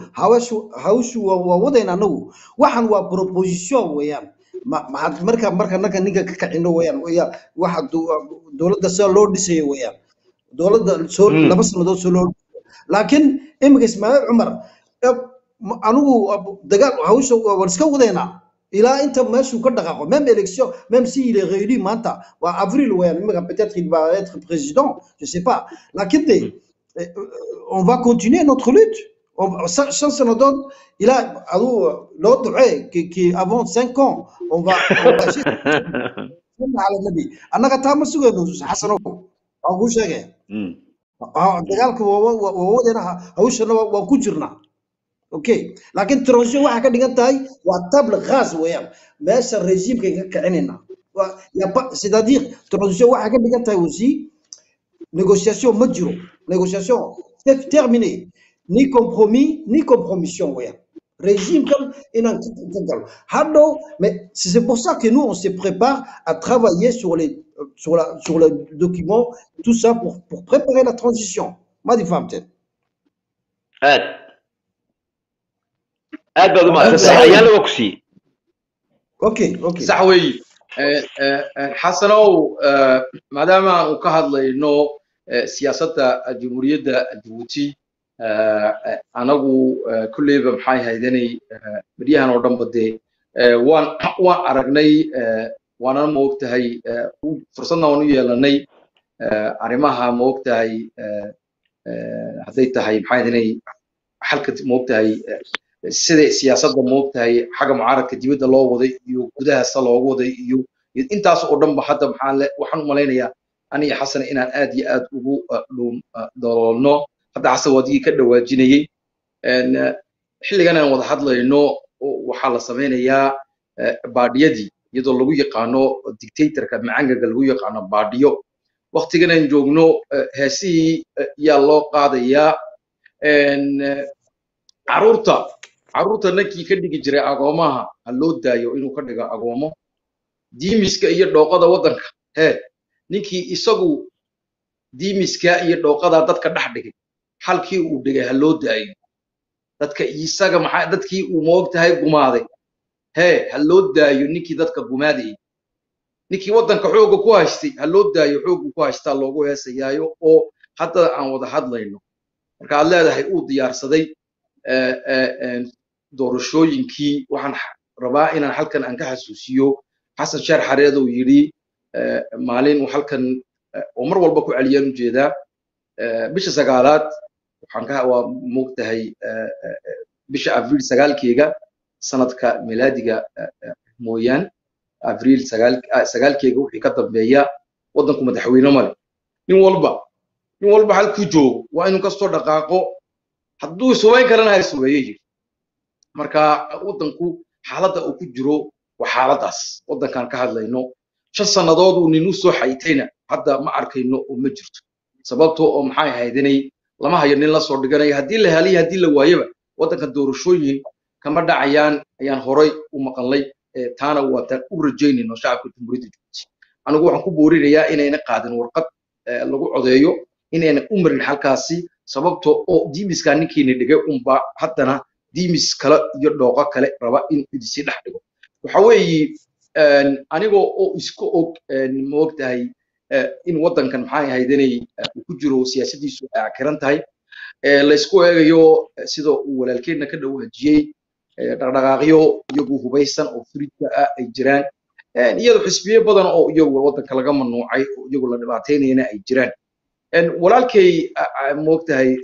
mudane maxay ahayd Cabdiraxmaan waxaan ku weydiinayaa waxa weeye marka aad leedihiin amba adiga ku noqoto amba kooxda kale iyagu sentidada isku bixisay waxaad leedihiin inagu wadankani hadii wadankani waa hadii wadankani dhaco dagaalo dhaco hadii marka dagaalada dhacaan dagaalo moog sokeeye oo hatta Ismaaciil Cumar Geelle wadanka ku hurinayo isagoo shirinaya qabiilada intii xaq ugu hooseysay quraan isagoo Yunus Muuse shalay toole la yiri quraanta Yunus Muuse rabaa ku xaq ugu hooseysay antigiyoon aan ka oran maanta ii sameeyo baadhi kambaski baa jii fuuriyo isku gura isagoo afarta qoobiyada afarta la shalay toole afar isku yeeray isagoo nimankii moogtaan ogeynay Muuse ka fida Paris laayay kale maantana ii sameeyo baadhi boram niman iyagu maxay ahaydeen aan u aqaano maxay ahaydeen جالية باسبور عق جبوتي مساري لكن باسبور هايستان ري جبوتي بدنكو هدي بورما فديان هدي هرقيسة فديان هدي فديان معايا هيدني قروي بدلان اي فديان هدي فديان مقدشة دحديدا باسبور كي جبوتي وحسيه وسؤاشي أنا سويدين إن شعب ري جبوتي رأي روان إن أي كجوابان تريسك اسماعيل عمر قال لنا لو يدينتون وحوي نينكا مانتا حلقة عم بحسبك مانتا قبصدا xooga ku qabsada haday tahay kuwan dhaqdhaqaaqa qoriga sita ama kuwan kala wasay ku qabsada sideed meesha rabtaan inaad uga qaadaan haday maanta qolooyinka fruitka meesha ay qabsadaan seebad uga oran kartaan maxay ahayn anaga transition baan naho anaga dawladda si wadayno oo waxaad diyaarinana moogtahay doorashooyin iyo waxaan wadankani dhibaatooyin badan baa wadanka gaadho oo labadaas sanadood aad qabsateen ayaan wadankan dib u soo kicinaynaa oo hagaajinaynaa oo xoogeynaynaa maxay ahaydeen hay'adihii dawladda uu burburiyay Ismaaciil Cumar Geelle hadda burbursan sidee baa dadkaas aad ku qancin kartaan hubka sita qoriyay wataan wadankii bay soo galeen way qabsadeen maxaad ku qancinaysaa raggaas waxaan ku sheegayaa c'est normal que tu poses cette question emga transition charte de transition démocratique parti politique et au parti politique politico militaire ya ku jira ya kaayri koode dad kale waa ku jiraan marka Friedka sheegaysid transition ils sont un des noyaux de charte de transition démocratique annaga la joogan annaga ya transition waa ku jiraan iyagu Donc, parce qu'Ismaël Omar, on n'a pas besoin de négocier avec lui. Mais les fruits dont tu parles, il est dans cette transition, il travaille, il fait une part importante de cette transition. Et parti on a 5 partis politiques de transition et 9 sociétés civiles et un autorité, un haut gradé. Oh, je ne vais pas lui donner la liste, sinon c'est vague. Marca, il y a des personnalités politiques. Donc, il n'y a pas de problème à y aller de ce côté. Même justice, il y a un premier objectif de ces chartes de transition démocratique, c'est dégager Ismaël Omar Guelleh. Deuxième objectif, réforme. Il pouvait nous dire manta,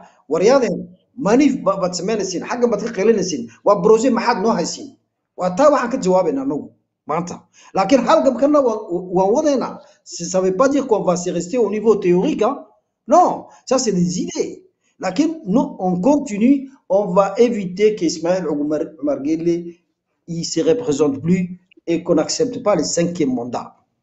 OK? Wa ta weyan. Oh, marka waxa leeyahay anagu comme il y a 2 transitions, on n'a pas créé une transition contre une autre transition. Non, ce n'est pas notre objectif. C'est sur la forme, on n'est pas d'accord. Alhamdulillah, peut-être un jour, on va se réunir, on va travailler ensemble. Laquelle pour le moment, chacun a une façon de voir. La démocratie, quand on donne une mais simplement, on explique notre philosophie, notre transition, notre façon de voir. Donc, pour résumer, nous sommes tous des Égyptiens. Ok. Marhaba. واسيدي قابك ربطان إن إسماعيل إسكور تاكتان مركزي شنات إنه كورس كمرسول. Quelle est la façon vous allez arriver à l'empêcher pour son 5e mandat? Il s'est préparé, il est prêt, il a préparé tout le terrain pour lui-même. Alors, quelles seront vos étapes? Quelles seront ce que vous ramenez sur la table pour le Djiboutien pour qu'il puisse voir, qu'il puisse vous croire et dire, écoute, c'est des choses tangibles et on peut suivre ça. Quelles sont les étapes que vous allez prendre pour l'arrêter et lui barrer la route? Comme je te dis à Yale, nous, on n'a pas une baguette magique. Il faut se dire la vérité. Laquelle on essaie de mettre maximum. C'est-à-dire que le fruit est sur le terrain. Si dans Horemain, il commence à s'organiser, à attaquer certaines casernes militaires, il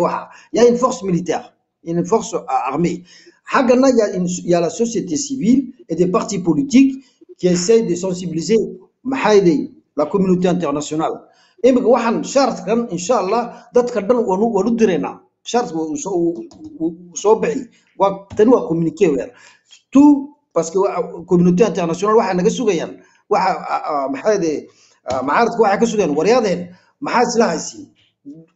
prouvez-nous que vous pouvez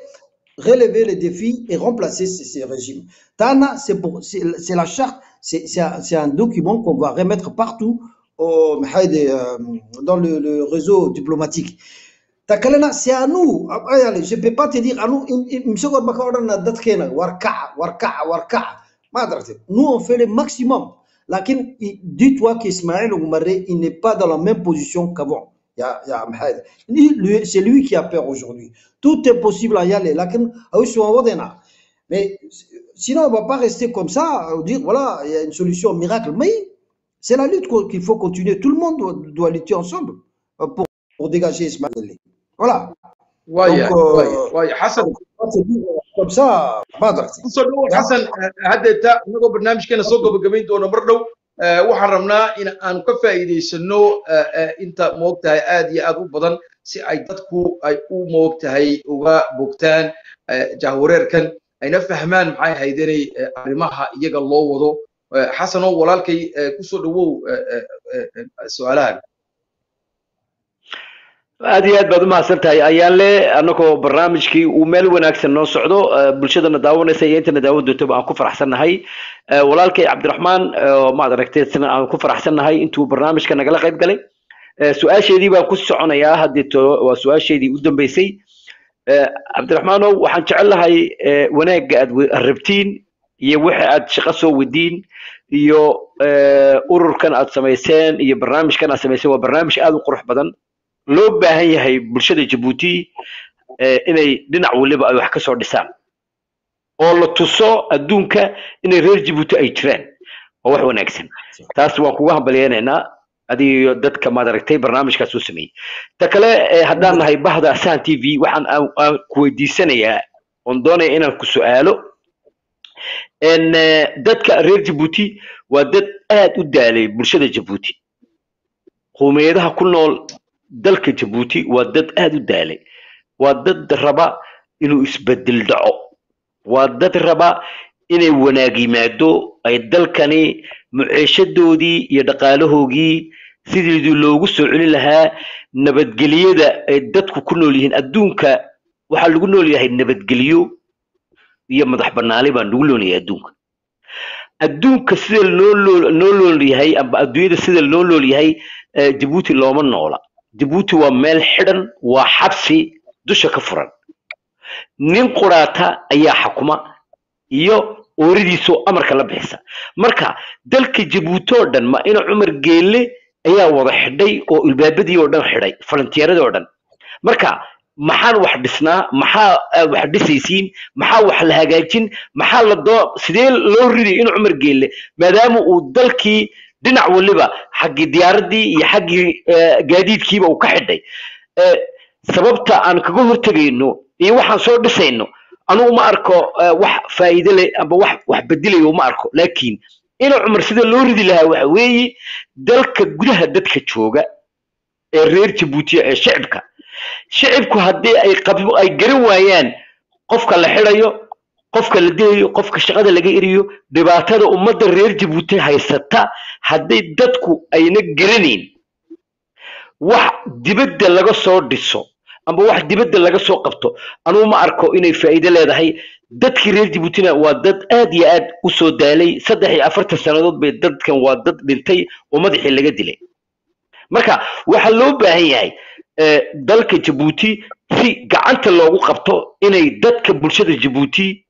qowmiyad kasta leh haddii gudo joogaan iyo haddii dibad joogaanba inay gacmaha isqabsadaan oo waxa ay sameynayaan iyo projectada ay galeen ay ka runtahay reer Djibouti waxay u baahan yihiin wax garab joogsada in Umar Geelle wuxuu doonay waxa loo baahan yahay dalkan in laga eriyado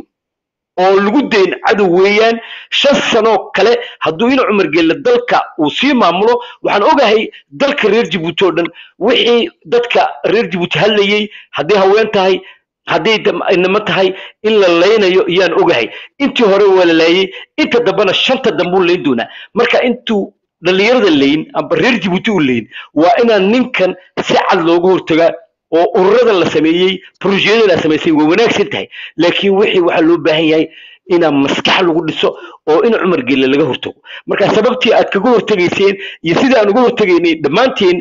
waa ina loo midoogaa waa ina Umar Geelle laga hortagaa marka ururkan iyo hawshan projectgana sameeyeen in Umar Geelle waxba ma arkaba in Umar Geelle waxba ma arko wuxuu leeyahay waxay doonaan qorqoraan waxay doonaan sameeyaan anigu waan ku ridan qofkii iga yimaada iyo intii joogtay waan burburin markuu leeyahay waa in la noqdaa qof aqli leh aqligaagu waa inuu shaqeeyaa oo tiraahdid war shalay muxuu ahaa maanta maxay noqonaysaa war waxa la yiri adduunka kolle waa la dhashaa kolle waa la dhintaa laakiin lama idhaahdo waxbaan sameynayaa waxbaan soo qabanayaa tanan galaynaa in Umar Geelle waxba ma arko waxa weeyaan in Umar Geelle meeshuu joogo waa meel aad u fog dadka reer Djibouti wuxuu ugu talagalay ilmaha ugu yar iyo odayga ugu weyn inuu laayo cuno ugu talagalay waxa loo baahan yahay meel kasta adduunka Yurba joogtiin adduunka lagu baahsan yahay in dawladaha la weydiisto sidii dalka loo gali lahaa diasporaagu dalka u gali lahaayeen dalkoogana gacanta ugu qaban lahaayeen su'aashaas maxaad ka leedahay anigoo kugu soo badiyay su'aashan aan ku dhiibayo imika Cabdiraxmaan adigoo iga raaliya caawa in badan ma ka maqnaa baraha bulshada in badan baan ka maqnaa maad reeso socioga aad baan u kululahay waxaan ogahay dhibaatooyin badan oo hadda qarsoon laakiin soo bixi doona markaas sidee loogu hortegayaa in Cumar Geelle sidee loo oriyayaa sideenan haddaan reer Djibouti nahay in Cumar Geelle sidee dalka looga saari lahaa iyo 40 burcad amba 40 tuug uu meesha ku koriyay dalka u dhalan Abdulrahmaanow ku soo dhaw Absolument. Moi, Hassan, je suis d'accord avec toi. Le problème, il y a des gens qui luttent pendant 30 ans, il y a d'autres qui luttent pendant 20 ans. Une situation,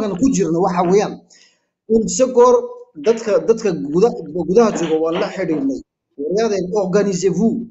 qui gérez ça,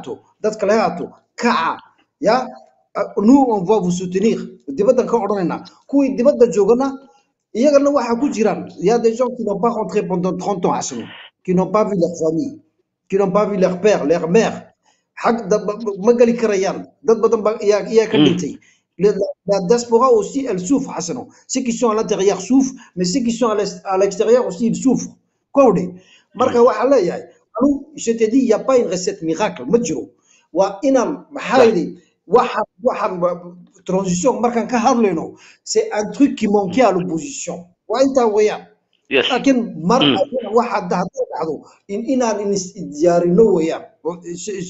C'est pour ça qu'on présente ça. On va prendre de contact avec à l'intérieur. Il y a des partis politiques. Quoi, une transition là, en couche. D'autres qui sont à Djibouti, ils sont avec nous aussi. Moi, je suis comme toi, Hassan. Je ne comprends pas des fois. Il n'y a pas un soulèvement. On est pareil, toi et moi. On est pareil. Tout le monde fait ça. Nous, ce qu'on peut faire, on interpelle l'opinion publique internationale. Et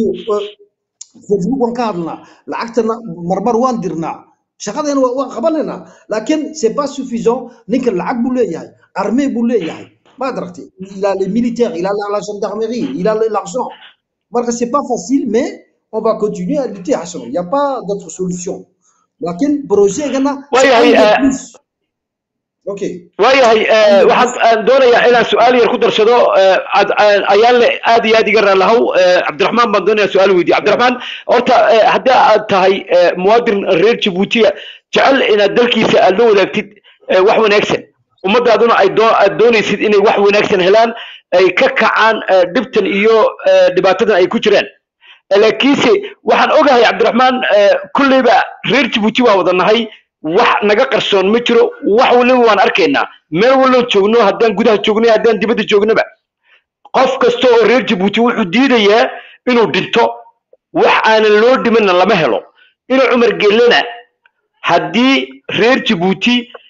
ay nin walba uu leeyahay anigoo halka iska fadhiyo cravat sita baa wasiir noqon amba ma aragtay waxa laga dhigay mas'uul hadduu qof kasta ku fikiro oo laakiin uu yiraahdo war ma dhimanayo iga aanu qori ma qaadanayo amba ma aragtay dagaal ma rabe meesha kursiga una qalin yaran qaato baawur cad iyo aqal weyn halaysiyo hadduu qof kasta ka fikirayo dawlad lama rido taliska hadduu macangag yahay iyo hadduu talisku xun yahayna dadka caynkaas ma ridaan ninka rida waxa weeye waa nin aan cabsoon waa nin aan dhibasho ka cabsoon ayaa wax rida qofku markuuna cabsoon waxa weeyaan objective amba meesha uu doonayo uu gaara laakiin qofku markuu cabsoonayo waxa weeyaan dibaddan ka qaylayaa in Cumar Geelle marshanaad buu ku noqonayaa raganimadeedii iyo xiniyahayga ma bijiray ka dhigan tahay marka su'aashayda halka baan ku soo gabagabinayaa ayaan le walaalkay aad iyo aad baad u mahadsan tahay intaad barnaamijka igu soo dhaweysay walaalkay Cabdiraxmaanna waa salaamaya isagana ayaan le su'aasheeda waan kugu soo celiyay walaalkay aad baad u mahadsantihiin haddaan nahay bahda Sahan TV waayahay xasan adiga laftigaada aad baad u mahadsan tahay Cabdiraxmaan walaalkay aad buu u mahadsan yahay waxaan siin doonaa Cabdiraxmaan barnaamijka inuu maxay haydanay soo gabagabeeyo inuu maxay haydanay baaqa uu u dirayo shacabka jamhuuriyadda Djibouti in uu moogtahay u sheego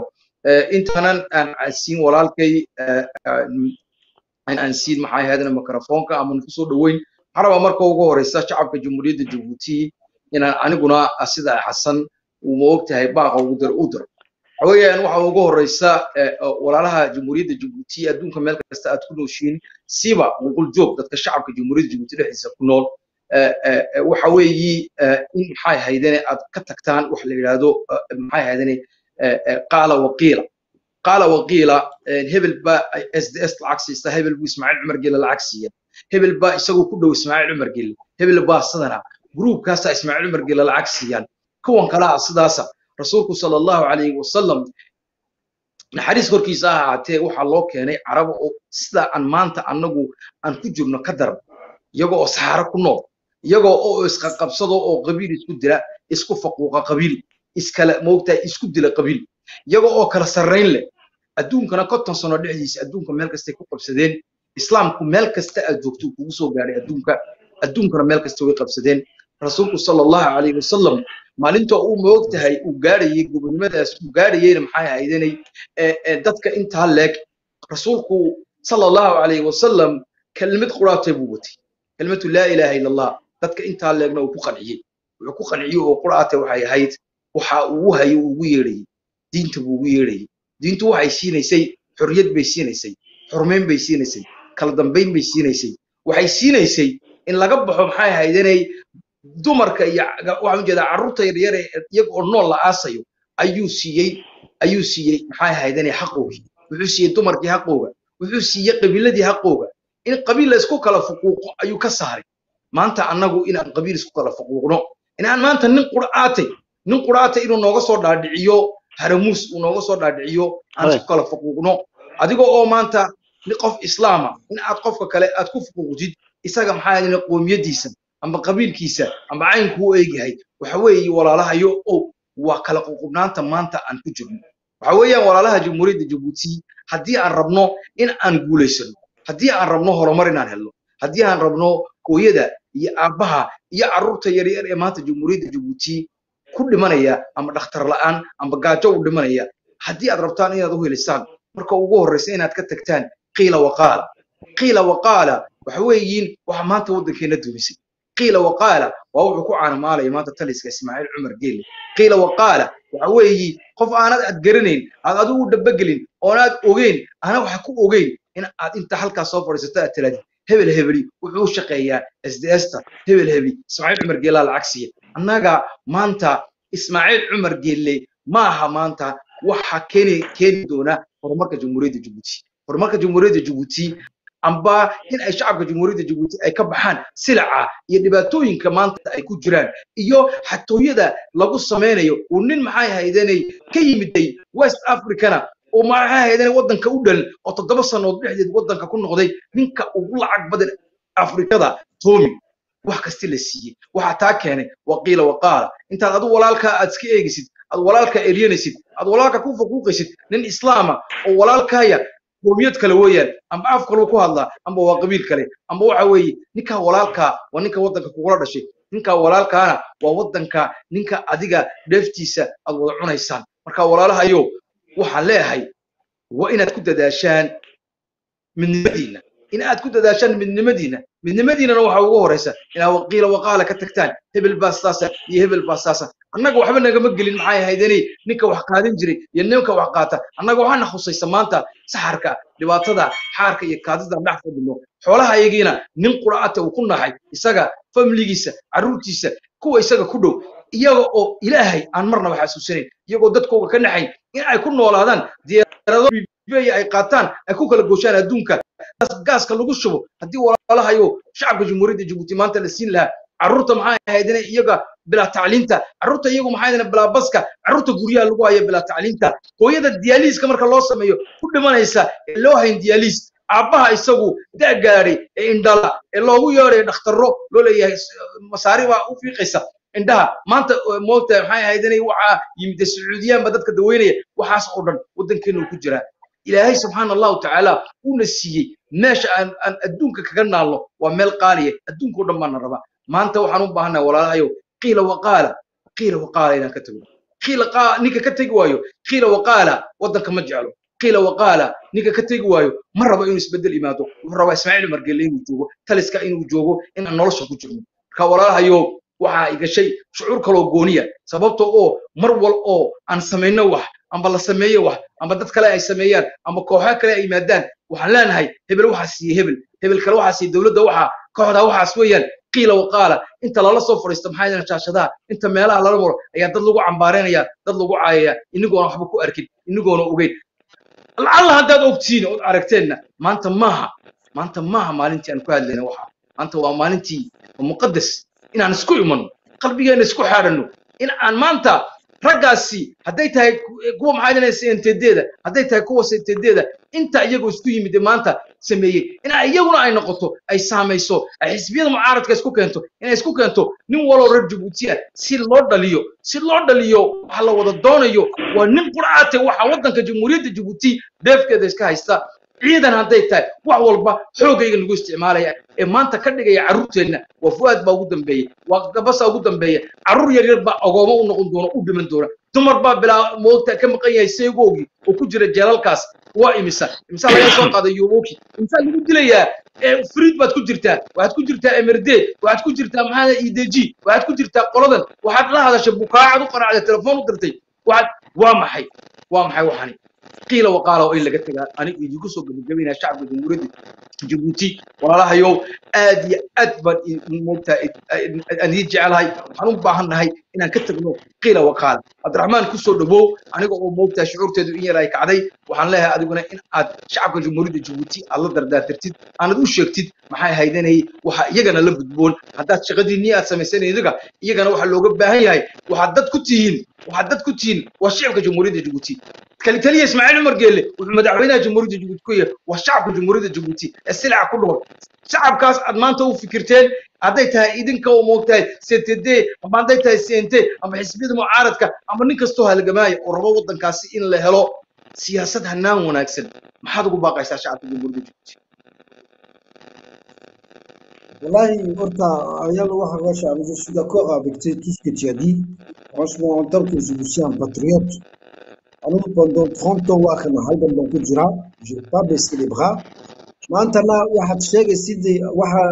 la yiraahdaa amigo Cabdiraxmaan Maxamed Xabiib 3 bilood oo markuu wadanku tagay dawladdu la shaqeeyay waa NSDS baa laga yidhi waxa kale oo cajiib weeyaan anugu ma baqaysa anagu meesha ku halgamayno waxa lagu leeyahay ninka waa SDS جميع محاذي ستدي ليسكا بحي واحد الدات كوردن كون و SDS وش غنيا والفيسبوك واحد سال لغورن كريا مات وظهر و tu te mets devant le Facebook tu racontes n'importe quoi marka واحد لا يعني غير جيبوتي اما خلينا واحد c'est de n'importe quoi donc il faut jamais accuser des gens sans preuve à nous je suis un opposant mais j'ai jamais accusé un autre opposant sans preuve parce que c'est pas de notre comportement, c'est pas de notre culture.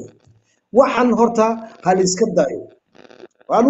Ça m'empêche pas de travailler, de continuer. Je connais ma conviction. Mais c'est pour la première fois que l'opposition travaille sur des projets. Voilà. J'ai jamais vu. Moi, ça fait 30 ans que je suis dans l'opposition. C'est original. Même s'il y a deux transition ils ont réfléchi c'est des Djiboutiens on a proposé pour réformer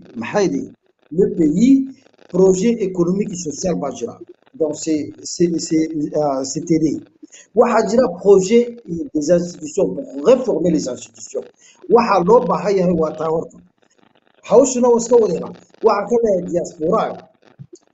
la porte est ouverte pour vous, pour la charte. Charte vous sobri, informez-vous, lisez, vous pouvez apporter votre contribution. La porte est ouverte à tout.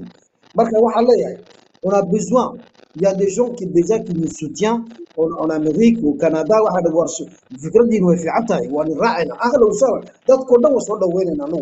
pour qu'on réfléchisse et nous 5 ans, on ne veut plus. Non, 5e mandat, il y a des projets qu'il faut mettre de côté, il faut réfléchir. Aujourd'hui, on a besoin de matière grise. Regardez la preuve, il y a des transitions. Masha'Allah. Pourquoi? Mais ça, c'est aussi inadvertible. Lakin mitka se figure de mais c'est la démocratie. C'est pour ça qu'on dit aussi. Mais on aime les Djiboutiens,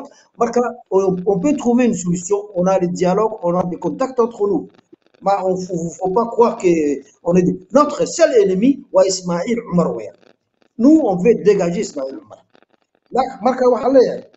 Donc, vous êtes bienvenus à travailler avec nous. Il y a des commissions. Certes, on va publier, il y aura des commissions. Et vous êtes bienvenus dans ces commissions à travailler plusieurs thèmes. On a englobé tout.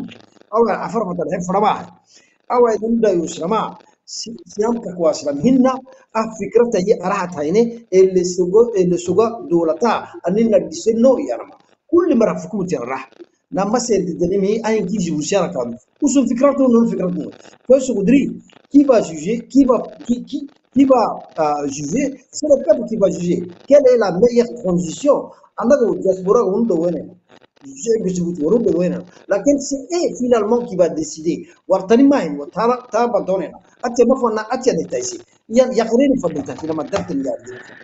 Voilà. Le dernier mot va appartenir à la diaspora, au peuple djiboutien, pour voir quelle est la meilleure transition qu'on propose. Wassalamu alaikum wa rahmatullahi wa barakatuh.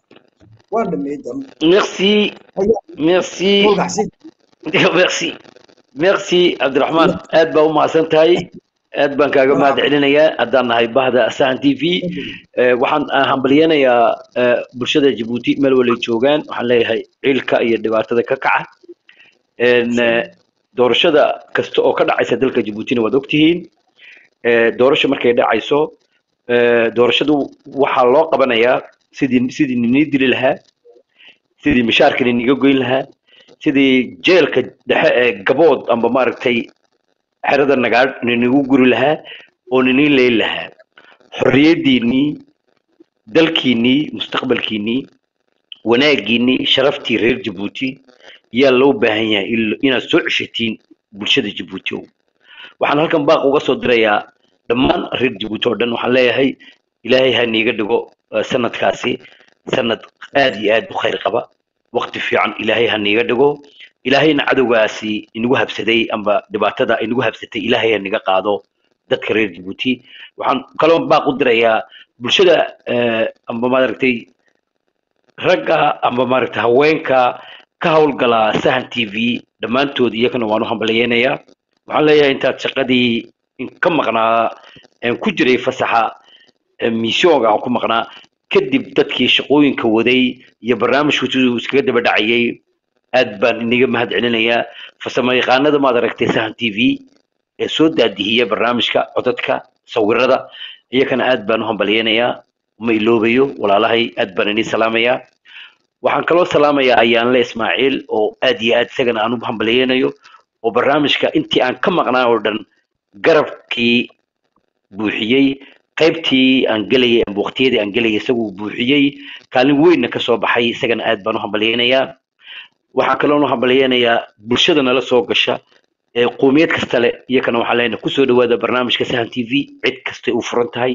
hadday siyaasi tahay, hadday tahay aqoon-yaan, hadday tahay hooyooyin, gabdho, inamo, way u furan tahay. aad iyo aad baad u mahadsantihiin dhammaantiin. waxaan kaga baxayaa nabadgelyo oo nooli kulanti. waayahay xasan, aad baad u mahadsantahay. marweyne mudanayaal, waxay ahayd xasan daaliye agaasimaha maxaa ahaydnay xusuufiyiinta ka hawlgala Sahan TV. sidoo kale waxaa nala joogay maxay ahaydnay Cabdiraxmaan Maxamed Xabiib oo loo yaqaano Amigo, isagoo oo maanta isaguna halkan shacabka Jamhuuriyadda Djibouti la qaybsanayay una micneynayay maxay ahaydnay CTD-da oo shakhta la yiraahdo moogtahay transition djiboutienne. aad iyo aad baad u mahadsantihiin. meel kasta aadna laga socotaan adduunka waa idin salaamaynaa. inta aan dib hawada ugu kulmi doono waxaa idin leenahay isma dhaafno. nooli kulanti.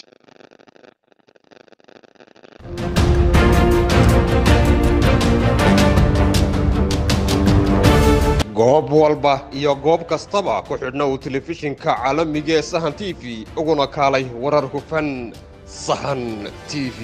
dadka iskale halkani waa telefishinka caalamiga ee sahan TV